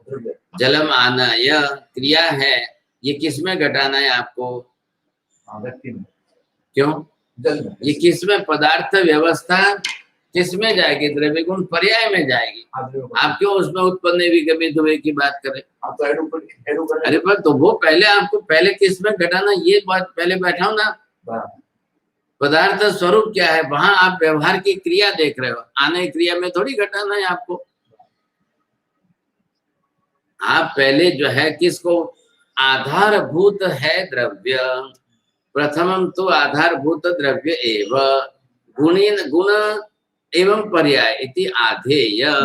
मैंने विषय वहां लिखाया था, ये लिख रहे थे। अब उसके अंदर कार्य कारण भाव घटाना था, तो वो आपको वो जब रनिंग चलती है ना तो वहां पर आपको ध्यान नहीं रहता है, आप पीछे बड़े रहते हो, पकड़ के बैठे रहते हो। ये आपकी एक विशेषता है खास करके। अब लखन आवे ने, लखने के बाद में आपको ये घटाना है उधर, किस तरह से आपको इन तीनों में कार्य कारण भाव कैसे बैठता है। क्षणिकत्वम कारणम व कार्यम, अनित्यम कारणम व कार्यम, शून्यम कारणम व कार्यम, कार्यम स्यात् कस्य कारणता वर्तते, कारणम स्यात् कस्य कार्यता संजायते। ये आप घटाएंगे, इसलिए मैंने बोला है 2-3 पेज लिखने के लिए। अब मेरे को तो विश्वास है आप तो उम्र करेंगे ही नहीं, आप कल वापस आएंगे, वही कॉपी खोलेंगे, उधर ही वापस पत्ता आएगा, सब देख लेना, गारंटी है, इतने टाइम से अनुभव हो गया मेरे को। अब बात ये है कि ये इसके अंदर हो रहा है, घट रहा है, तो पदार्थ की व्यवस्था में कैसे पदार्थ स्वरूप है। अब ये महापुरुष यहाँ क्या कह रहे हैं, एक अर्थ त्यों लक्षण जिम सहित कही थी नाराज रे। आपको एक जगह में घटाव तो करा तीन विरोधी है कि धर्म में। हाँ, अब ये बहुत पहले से हमने घटाया, बहुत पहले से 2-3 महीने से घटाया हुआ है, और अब आपको वही जाकर रुकना है। चलो आपको आप बोलो क्या क्लियर है, कितना क्लियर है। अब उनको क्यों बोलते हो? नहीं, आप उनकी बात छोड़ो, आप क्लियर है, आपको कितना क्लियर है वो। हमें जी कोई द्रव्य है, फॉर एग्जांपल आत्मा द्रव्य है, आत्मा ने दूसरे पर्याय में धारण किया, आत्मा नाम का द्रव्य, आत्मा में ज्ञान दर्शन गुण, और ये मेरा भी वर्तमान का मनुष्य पर्याय, बराबर। तो अभी उत्पन्न कैसे हुआ, तो उत्पन्न हर समय मैं यहाँ पर जब जन्मा तो मेरी इस पर्याय से मेरी उत्पत्ति हुई, मैं यहाँ पर नष्ट हो जाऊंगा, मर जाऊंगा, मेरा पर्याय से मेरा विलंब हो जाएगा, लेकिन मेरी आत्मा जो स्थिर रहेगी। किसमें विरोधाभास है? पर्याय मत जाओ तो इसलिए बाकी नहीं बैठो, आप द्रव्य गुण पर्याय इंटू 3 9 करना तो करो ना का, लेकिन अभी ये 3 बोलने में विरोध कहाँ आया? उत्पाद वैसे पहले विषय यहाँ पर ये उत्पाद, वो सब पर्याय मत जाना पड़े, वो सब द्रव्य मत नहीं बैठो। तो किसकी उत्पत्ति हुई? वो पर्याय के आधार मत हुई ना, उत्पत्ति की पर्याय के आधार की हुई कि द्रव्य की उत्पत्ति हुई है? पर्याय से उत्पत्ति हुई। अरे पर्याय से नहीं, द्रव्य से पर्याय उत्पत्ति, स्थिर में उत्पन्न की कर रहे, तो वही तो हो रही है, और क्या है उसमें, क्या तकलीफ है? स्थिर होने से अगर स्थिर है तो आत्मा स्थिर हुई, बिल्कुल नहीं है, यही तो आपको दोष लगता है। अब जो उत्पन्न हो रहा है और नष्ट हो रहा है, तो ध्रुव है तो उत्पन्न नष्ट हो रहा है, अनंत भव आपके हुए, आत्मा है तो अनंत भव हुए, आत्मा नहीं होती तो अनंत भव कैसे होते? जो स्थिर है वो बस उत्पन्न नाश में। ध्रुव का मतलब स्थिर है क्या? ध्रुव का मतलब है नित्य। हाँ, तो फिर आप दूसरा शब्द प्रयोग मत करो। जब नित्य है तो उसका उत्पाद होने से नित्यता कहाँ नष्ट हो जाती है? आप न्यायिक बन के आए हो, न्यायिक न्याय पढ़ के आए, तकलीफ ही है। न्याय पढ़ के आए तो न्यायिक बन के आ गए, बस तकलीफ ही है। ख्याल है कि नहीं? वही प्रश्न उनका है, न्यायिक वैशेषिक, इसीलिए तो उन्होंने बात पकड़ी है। हाँ, तो आपने पहले न्याय पढ़ा है, न्याय दर्शन मुक्तावली पढ़ी और न्याय सिद्धांत मुक्तावली के पक्ष को पकड़ करके आए, अब वही बात उन्होंने पकड़ी। हाँ, तो फिर अब उसी को पकड़ के रखना, फिर ध्यान रखना। अब ध्रुव पदार्थ अगर उत्पाद व्यय की प्रक्रिया में नहीं आए तो एकांत ध्रुवत्वम, वो एकांत ध्रुव रहेगा तो संसार के अंदर उत्पाद व्यय की प्रक्रिया से जो पर्याय परिवर्तन हो रहा है वो कुछ भी नहीं होगा। नव नहीं बोलना यहाँ पर, पहले अभी एक ही बात को चलें। ध्रुव होते हुए उत्पाद व्यय कैसे, उत्पाद व्यय होते हुए ध्रुवता कैसे, बस इतनी सी बात को पहले ये देखना है आपको। अब एक ही पदार्थ के अंदर उत्पाद व्यय की प्रक्रिया होते हुए पेड़ पर लगा हुआ आम जो है तो उसकी पर्याय को देखो, अभी छोटा है अभी बड़ा हुआ, अभी छोटा है अभी बड़ा हुआ, अभी हरा है अभी पीला हुआ, अभी पीला है अभी लाल हुआ, अभी खट्टा था अभी मीठा हुआ। ये क्या है? सब पर्याय। लेकिन आम तो है कि नहीं है? एक आम बना हुआ है, आम है तो उसकी पर्याय बनी कि नहीं बनी? तो उसके अंदर एक का व्यय, एक का उत्पाद, दूसरे का उत्पाद, एक का व्यय, ये हुआ तब बनी कि ऐसे ही बनी? पर्याय का परिवर्तन होते हुए द्रव्य मूल में ध्रुव रहा। तो आपके घर में बेटा जन्मा है, अब वो बड़ा हुआ तब आपने उसको क्या बोला? आप किशोर बोलेंगे। अब बड़ा हुआ तो उसके बाद युवान बना, युवान बनने के बाद प्रौढ़ बना, प्रौढ़ बनने के बाद उसका वृद्धत्व आया, वृद्धत्व आने के बाद मृत्यु आए। ये पर्याय का परिवर्तन हुआ, उत्पाद व्यय की प्रक्रिया हुई। अगर वो बेटा ही 100 बरस तक नहीं रहता तो ये किसमें होता? उत्पाद व्यय किसमें हुआ है? द्रव्य है कि नहीं वहां पर? मुख्य व्यक्ति मूल व्यक्ति है और उसमें अंदर ये सब हो रहा है, तब जाकर के इतना पर्याय परिवर्तन हुआ, नहीं तो कहां से होता? मूल द्रव्य ही नहीं रहता तो कैसे होता? उत्पाद व्यय किसमें होता? और उत्पाद व्यय होते हुए उसमें उसको कोई नुकसान ही नहीं हुआ है। आम को क्या नुकसान हुआ है? आम जिस प्रकार का जैसा जिस तरह से था, अब ये अभी यहाँ पर ये इतना छोटा रूप में लगा है आम, अब यही जो है बड़ा होते होते यही आम जो है इतना बड़ा हुआ। अब कल यही आम जो है इसका आकार और इसने इतना धारण किया, तो ये बढ़ता गया तो एक ही स्वरूप। अब ये आकार बदला, आकार बदलने के साथ वर्ण में पहले हरा था वही धीरे धीरे पीला हुआ है, वही धीरे धीरे लाल हो रहा है। पहले जब आपने शुरुआत में चाखा होता तो कड़वापन लगता, फिर धीरे धीरे खट्टापन आया, फिर धीरे धीरे मीठापन आया। और वो मिठास कैसी है? सबके पर्याय अलग अलग। एक मिठास की पर्याय कितनी हुई? गन्ने की मिठास, चीकू की मिठास, और शक्कर की मिठास, गुड़ की मिठास और आम की मिठास। अब हर चीज में आप मिठास ही तो बोलेंगे। एक महिला जाती है बाजार के अंदर, पपैया लाती है, तो पपीता लाती है तो अति पक्व का मतलब इतना ज्यादा पक्व क्यों बोले उसको? बाल वही मीठा होता है, बस वो मिठास लाने के लिए उन्होंने। तो ये इसमें जब एक द्रव्य उस रूप में नहीं रहता तो इतनी पर्याय कैसे बदलती? घर का बेटा जो है जन्म से लेकर मृत्यु तक नहीं रहता तो इतनी पर्याय कैसे बदलती? हो रहा है कि नहीं? अब ये सब में हो रहा है। तो अनुगत रूप से ध्रुवता रहने से द्रव्य त्रिकाल नित्य है।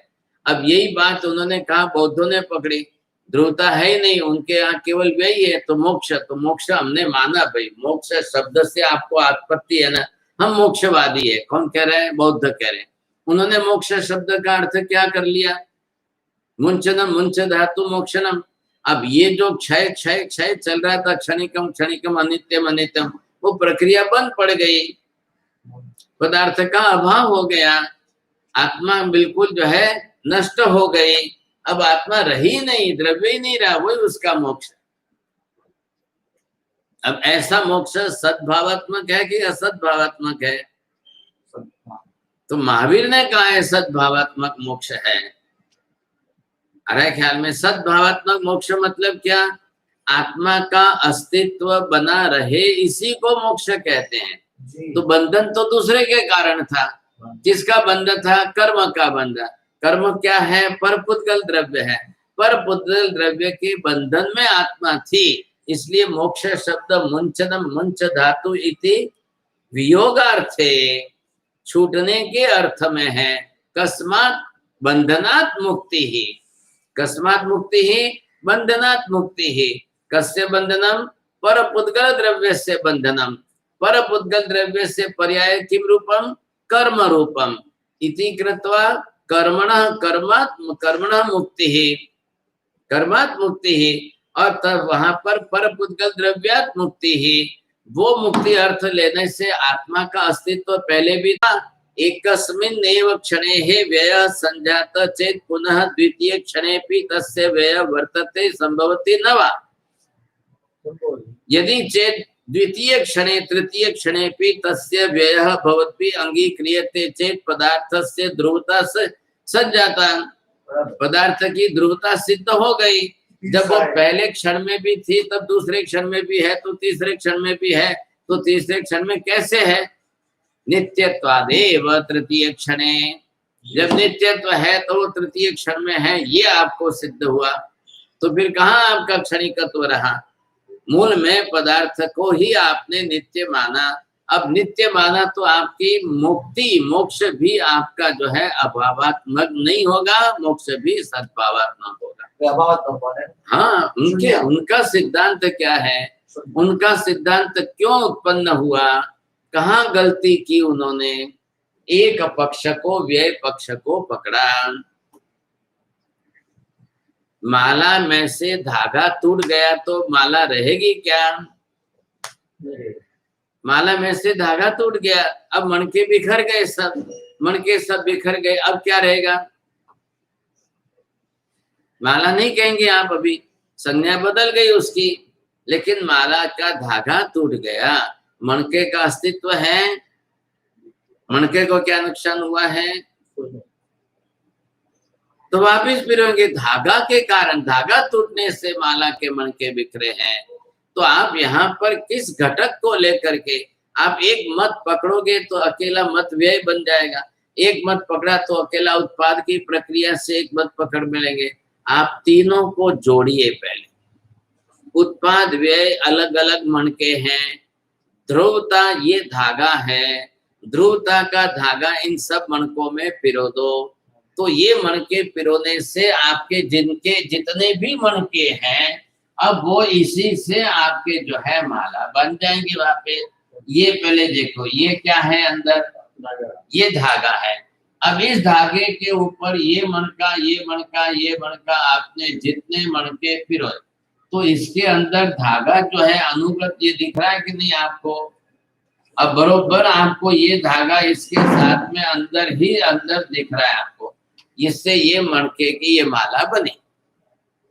ख्याल है? तो अनुगत बुद्धि ये ध्रुवता आपने किस में लाई? ये इसमें लाई, गोरे में। हाँ, अब ये जो है ये उत्पाद व्यय आपने इसमें लाया। अब ये उत्पाद व्यय होता गया। अब जैसे जैसे माला फेर रहे हो तो एक गया, दूसरा आया, एक मणका गया, दूसरा। क्यों भाई? एक नवकार हो गया, दूसरा नवकार, तीसरा नवकार, चौथा गया। ये क्रम से क्या चल रहा है? उत्पाद व्यय।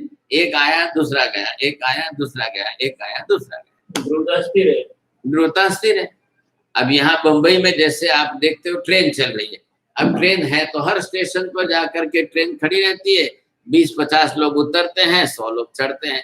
फिर तीसरे स्टेशन पर गए, 100 उतरते हैं, 20 चढ़ते हैं। अब ये होता ही रहेगा। ट्रेन को क्या हुआ है? अब ये कितने वर्षों से ट्रेन चल रही है? तो इतने वर्षों, अब 100 बरस से मुंबई में ट्रेन, अब 100 बरस से मुंबई में ट्रेन है तो 100 बरस के दिन कितने हुए? 3600 दिन हो गए। अब 3600 दिन हो गए तो उसके हिसाब से इतने लोग रोज चढ़े उतरे आए गए तो ट्रेन तो बरोबर चल रही है। उसको क्या नुकसान हुआ है? 36,000। तो वो अपने आप में स्थिर है ही है। अब इतने त्वरित में है तो लोगों का तो आवागमन होता रहा, उत्पाद व्यय होता रहा। हाँ बिल्कुल हाल। अब क्या है? ये वही ट्रेन रहे या दूसरे बने मरम्मत करेंगे, फिर चलेंगे, बनता रहेगा। आखिर वो भी तो धातु ही है ना, धातु की तो बनाई है, तो उसके अंदर भी उत्पाद व्यय तो होना ही है। तो यहाँ पर आपने अनुगत बुद्धि किसकी देखी है? फिर पुराना याद करो, तिर्यक सामान्यता ओक शक्ति किसमें है? वो द्रव्य में है। तो द्रव्य बरोबर बना रहना चाहिए। इधर देखो पहले, यहाँ पर ये द्रव्य है। अब ये द्रव्य की नित्यता पहले इसके साथ, और ध्रुवता द्रव्य के साथ, और द्रव्य की ध्रुवता, और ध्रुवता वाला द्रव्य। मतलब क्या हुआ? यद ध्रुवम तदेव द्रव्यम, यद द्रव्यम तद ध्रुवमेव, एवकारस्य प्रयोजनम अवश्यमेव। तो एवकारस्य प्रयोजनम करे क्रियते चेत। अब ध्रुवता क्या है? इधर देखो, द्रव्य क्या है और ध्रुवता क्या है? द्रव्य का एक धर्म ध्रुवता है। स्यात् ध्रुवम द्रव्यम, स्यात् द्रव्यम ध्रुवम। ये बोलो, ऐसे बोलो, ऐसे बोलो, आपको बरोबर पदार्थ का स्वरूप ध्यान में रहना चाहिए। अब यहाँ पर ये आकाश है, ये आकाश किस क्षेत्र का है? मातृआशीष का। अब आप कितनी बार आए, कितनी बार गए? हो गए आपके। अब इतनी बार आए, इतनी बार गए, इस आकाश को क्या धक्का लगा? कुछ क्या नुकसान हुआ इसका? आकाश वही है, क्षेत्र वही है। वहां गए वो भी है, वहां से यहाँ है तो यहाँ भी वही है। आकाश क्षेत्र सर्वत्र अनुगत रूप में एक ही है। आपके आने से यहाँ उत्पाद, वहां का व्यय, वहां गए वहां का उत्पाद, यहाँ का व्यय। आकाश तो एक ही बना रहा है। तो आप एक ही थोड़ी आ जा रहे हो। रोज की प्रतिदिन जगत के अंदर, आकाश के अंदर अनंत जीवों का, पुद्गलों का उत्पाद व्यय होता ही रहता है। फिर भी आकाश का एक अखंड स्वरूप बना रहता है, ध्रुव है। क्या फर्क पड़ा? बोलो। आप आ रहे जा रहे, पक्षी उड़ रहे जा रहे कि नहीं? लोग कितने आते जा रहे हैं, गाड़ियां, वाहन, साधन देखो तो सबकी गति तो सबको करनी है। तो सब करेंगे, करते रहेंगे तो कहाँ करेंगे गति? धर्मास्तिकाय के माध्यम से करेंगे, लेकिन क्षेत्र तो आकाश का ही बदलाएगा ना। क्षेत्र परिवर्तन हुआ तो जिस क्षेत्र में जहां उत्पाद हुआ वहां संयोग से आप उसको संज्ञा दे दो, पर्याय बना दो। अभी आपकी पर्याय जो है क्षेत्रीय पर्याय कौन सी, ये महाराज साहब जो है कहाँ पर है, तो इनकी पर्याय का स्थान फिक्स है, एड्रेस फिक्स हो। एड्रेस हमेशा आकाश के हिसाब से होता है। आकाशे अवकाशित क्षेत्रम, अवगाहन क्षेत्र आपने किस क्षेत्र में लिया है आपका पता हो गया। ऐसा भारत नगर जैन संघ उपाश्रय में आपका अवगाहन है। अब ये क्षेत्र आपका निर्धारित हो गया। अब निर्धारित हो गया तो भी उत्पाद है, उत्पाद से निर्धारित। अब पुनः व्यय आएगा तो बार बार आप प्रश्न पूछते हो, पूनम भौतिक घटे था, पूनम के बाद किधर आ, पूनम के बाद किधर आ, तो फिर वापस काल की अपेक्षा करके व्यय की अपेक्षा की, व्यय की अपेक्षा से आपको क्षेत्र परिवर्तन करना है। बराबर है। बस ये सब बैठो, अब एक 8 तो मिनट आप एक खानी पड़ेगी। अभी उधर मत जाओ, पहले इसको बैठ लेना। यहाँ उत्पन्न विगमित हो गई, ये विषय आज यहाँ पर इन्होंने शुरू किया। तिम सद्धहना मनिधारे सीधे सकला शुभ कार्य। पहले एक अर्थ तिहु लक्षण, पहले ये बात बैठा, एक पदार्थ तीनों लक्षण वाला है, इसका पहला एक ही चरण लो, अभी आगे मत जाओ। एक अर्थ, अर्थ मतलब वस्तु, पदार्थ, तिहु लक्षण, उत्पाद वय द्रव्यात्मक है। अब क्या हुआ आपका अन्वय वाक्य, क्या हुआ, यद यद पदार्थम तत् तत् उत्पाद वय द्रव्यात्मकम। लिखो आप,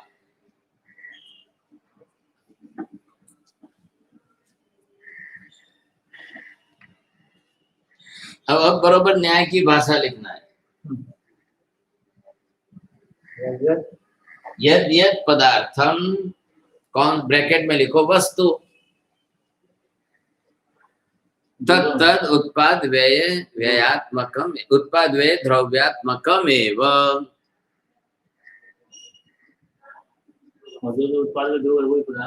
हाँ उल्टा लिखो, बरोबर। अब दूसरी तरफ से उल्टा लिखो, यद यद उत्पाद व्यय द्रव्यात्मकम तत् तत् पदार्थम एवं,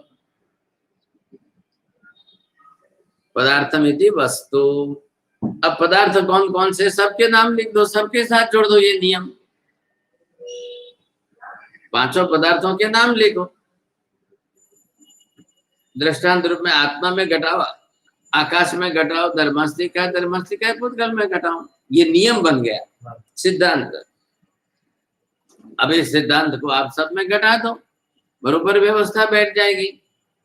यत् किमपि पदार्थम, कोपि पदार्थः, सर्वे पदार्थाः उत्पाद्वे द्रव्यात्मकमेव। आप एक भी उसका अपवाद नहीं है, सभी सिद्धांत रूप में है, सब में घटना चाहिए नियम। हमने पदार्थ शब्द वहां प्रयोग किया है, तो पदार्थ तो पांचों है, तो पांचों है, आपको लगाना है तो सब में लगाना पड़ेगा। उत्पाद वे द्रव्यात्मकम स्वरूपम, ये सब में बैठना चाहिए। आ रहा है ख्याल में? तो ये सब में बैठना अनिवार्य है। तो ये व्यवस्था एक बार बैठ जाएगी, आपको क्लियर कट हो जाएगा, स्पष्ट हो जाएगा कि हाँ साहब ये बैठ गई व्यवस्था। तो ये हमको पदार्थ, अब क्या हुआ, न्याय शब्द से, न्याय से मतलब कैसे, कार्य कारण भाव से आपने जोड़ा है, और कार्य कारण भाव से जोड़ने पर इसकी नित्यता सिद्ध हो गई। क्या हुआ, पहले वहां से हमने पहले 2 महीने पहले कह दिया, यत् सत्त द्रव्यमेव, यत् द्रव्यम सदैव। क्या है, जिसका अस्तित्व है पहले, तो अस्तित्व किसका है, काल का नहीं है, काले अस्तित्वम, काल के अंदर। हाँ, तो काल के अंदर तो क्या हुआ, काल आधार हो गया। तो काल के आधार में पदार्थों का अस्तित्व, तो उसमें दूसरे पदार्थ ऐसे जो त्रिकाल नित्य, उसके लिए काल की जरूर क्या है, आकाश के लिए क्या काल की जरूर है। तो आप कार्य कारण भाव सिद्ध करके ऐसा बोलेंगे, यत् कालम सत्वे अस्ति चेत आकाशस्य अस्तित्वम, ये तो नहीं बोलेंगे आप। काल का अस्तित्व है तो ही आकाश का अस्तित्व है, ऐसा संभव नहीं है, कार्य कारण भाव नहीं है। आया ख्याल में? अब आकाशस्य अस्तित्वं त्रैकालिकम अस्ति चेत कालस्य का आवश्यकता तत्र। अब ये बात बैठ गई कि आकाश जो है पदार्थ अपने आप में है, पदार्थ ही इस स्वरूप में है, तो काल की आवश्यकता क्या है वहां पर? आप क्यों काल मापने का प्रयत्न करोगे? आपको करना ही नहीं चाहिए। बात सीधी अलग हो गई। पहले ये हेतु आपको स्पष्ट करना है। आकाश के लिए कोई काल की जरूरत नहीं है। द्रव्य है, द्रव्य की जब ध्रुवता है, जब तीनों काल में सदा एक सरीका रहना है, उसको काल क्या करेगा? कैसे मापेंगे आप उसको काल से? तो ठीक जैसा आकाश है वैसी आत्मा है कि नहीं है? जैसा आकाश है, यहाँ किस धर्म में बात चल रही है? अस्तित्व धर्म में, ध्रुवता में। तो दोनों में भी एक समानता है। ध्रुवता आकाश में भी है, ध्रुवता आत्मा में भी है, ध्रुवता पुद्गल में भी है। उससे कोई पदार्थ का नुकसान कुछ नहीं हो रहा है। ऊपर से पदार्थ जो है हमेशा के लिए अस्तित्व रख रहा है। बाद में आप काल लाओ। अब काल कहाँ आएगा? जब पदार्थ अपने आप में उत्पाद व्यय करते हुए पर्याय बदलेगा, अब आप काल लाओ। क्या है? तो वो भी उसमें किसमें लागू होगा? जो द्रव्य अपनी स्वयं की पर्याय उत्पाद व्यय की प्रक्रिया से बदलता है, उसमें काल लगेगा। आकाश में कैसे लगेगा?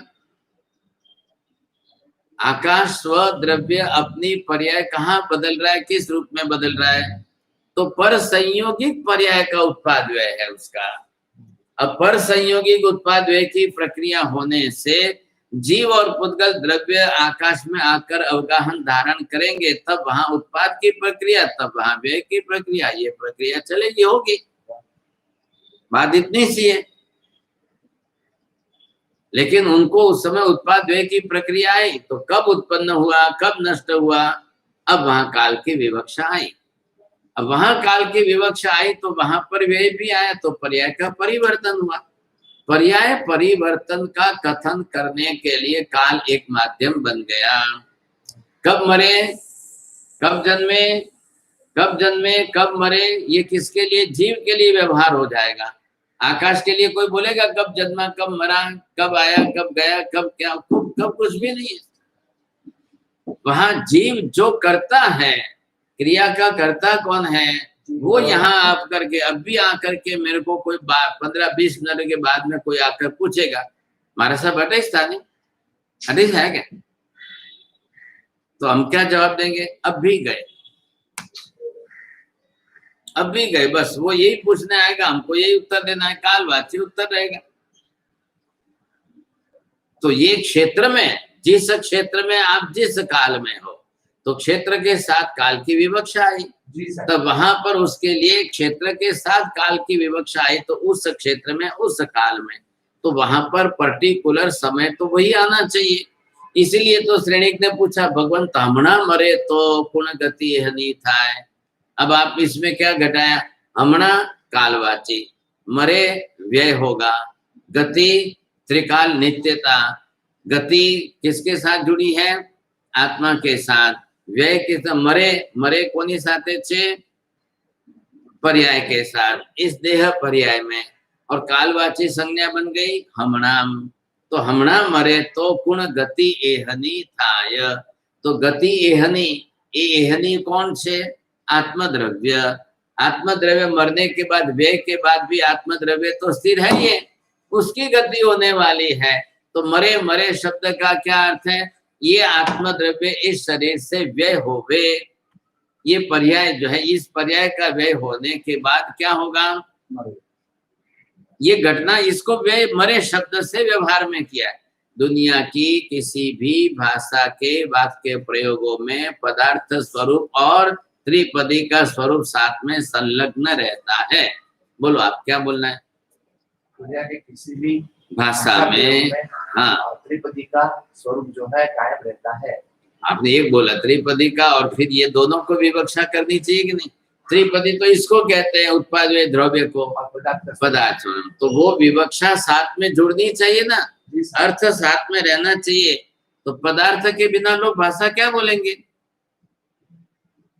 किसी को भी अगर द्रव्य गुण पर्याय का व्यवहार नहीं करना है तो भाषा कैसे बोलेंगे, वो क्या बोलेंगे क्या। और जब द्रव्य गुण पर्याय उनके अंतर्गत है बोलने के लिए, अब उस समय उनको उत्पाद व्यय द्रव्य के व्यवहार की भाषा करनी है। तो जब श्रेणिक ने वाक्य प्रयोग किया, इतना ही वाक्य था, गुण गति एहनी हमना मरे तो गुण गति एहनी था, तो उसमें उत्पाद व्यय की प्रक्रिया आई और फिर ध्रुवता आई, एहनी गति। अब किसकी गति होगी, तो वो वहां पर आपने ध्रुवता से सिद्ध की और उत्पाद व्यय की प्रक्रिया से व्यय पूछा। हमना मरे तो हमना कालवाची आ गया, मरे तो એટલે व्यय आ गया। अब व्यय होते हुए भी वापिस वो पूछ रहा है कि गुण गति। जब एक बार आप व्यय बोल रहे हो तो गति मतलब यही सिद्ध करें, व्यय सत्वे भी गति भवती। एक बार व्यय होते हुए भी गति तो रहनी ही रहनी है, होनी ही होनी है, वहां तो कोई निषेध ही नहीं है सर। तो उत्पाद व्यय सत्वेपि ध्रुवत्वम, ध्रुवत्वम सत्वेपि उत्पाद व्यय प्रक्रिया निरंतरम च प्रचलति। लिखो आप ये वाक्य लिखो।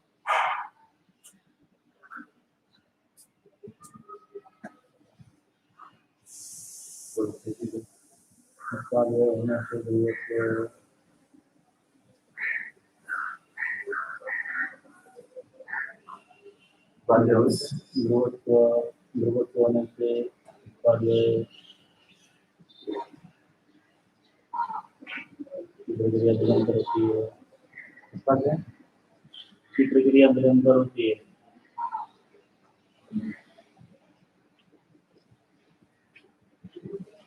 ऊपर दोनों तरफ से लिखा, दोनों तरफ से।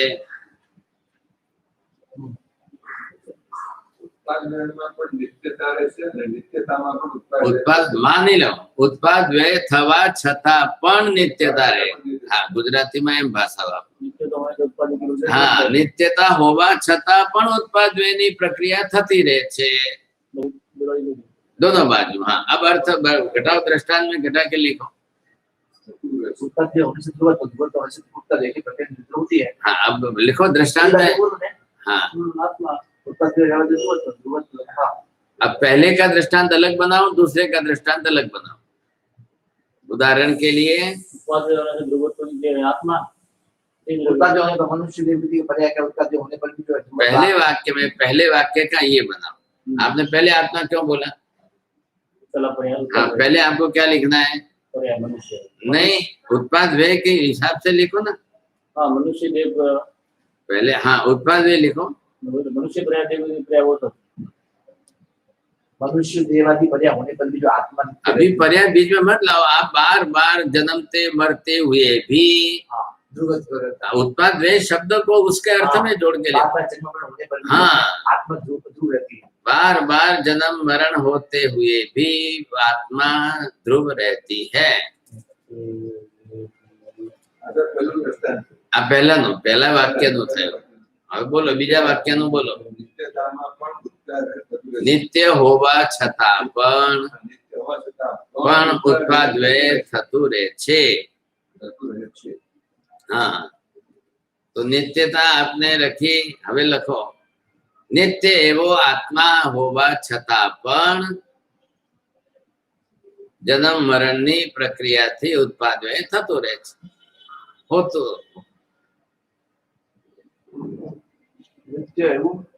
नित्य एवो आत्मा होवा छता पण, हाँ, उत्पाद व्यय थी जन्म मरण नी प्रक्रिया थती रहे छे। अब वाली दोनों वाक्यों को बदल करके न अक्षर जोड़ के बोलो बस। हमने उसको आपने पॉजिटिव बनाया, अब नेगेटिव बनाओ। न अक्षर जोड़ के बोलना है बस, इतना ही। बार बार जन्म मरण न हो तो भी आत्मा ध्रुव रहती है। हाँ, बरोबर, लिखो लिखो, बहुत अच्छा है।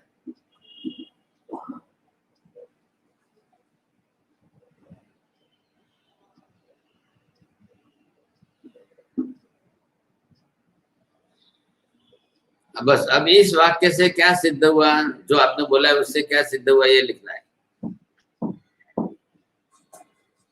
ये वाक्य क्या लिखा है, बोलो, वापिस बोलो। बार बार जन्म मरण हो तो भी आत्मा नित्य रहती है। हाँ, उसका अर्थ क्या हुआ? नहीं, अभी वो हुआ पहले, ये से क्या सिद्ध हो रहा है? बार-बार जन्म मरना,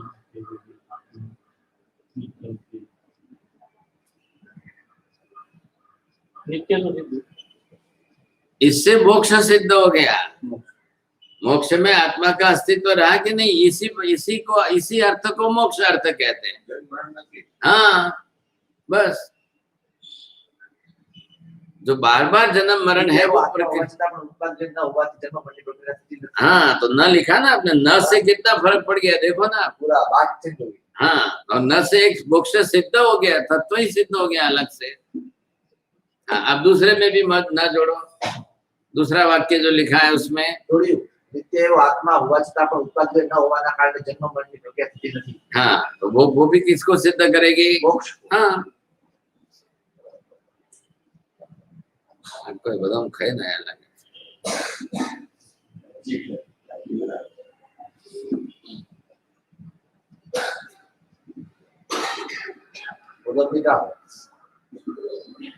अब आप इसको सब, ये पद्धति हो गई, ध्यान रखो। आप इसको सब पांचों पदार्थ में घटा के लिखो। पांचों को 20 वाक्य हो गए, एक के 4 लिखे कि नहीं आपने? अब इसको 20 वाक्यों में लिखो।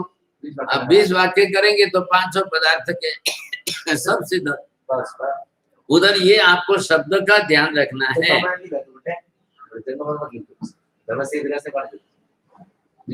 अरे जन्म मरण तो आपने उत्पाद व्यय के लिए जीव था इसलिए संज्ञा दी, तो वहां भी उत्पाद व्यय तो होता ही है ना। तो जन्म मरण का शब्द नहीं लगाएंगे, उत्पाद व्यय की प्रक्रिया लगाएंगे।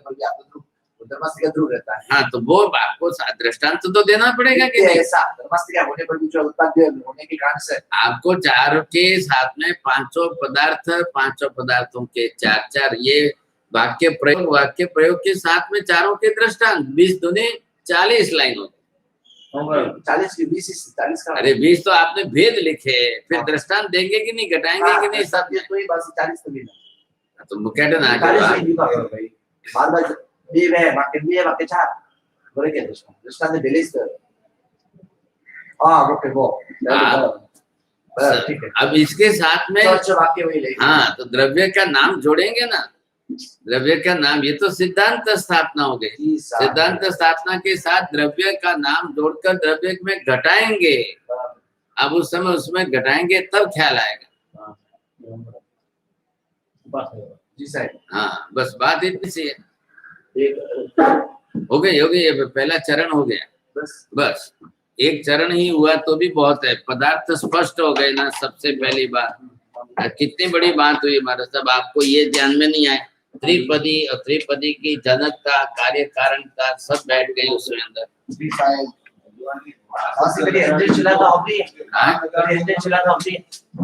क्या मतलब? में तो नहीं आया, ध्यान में नहीं, आपको पत्रिका भी समाचार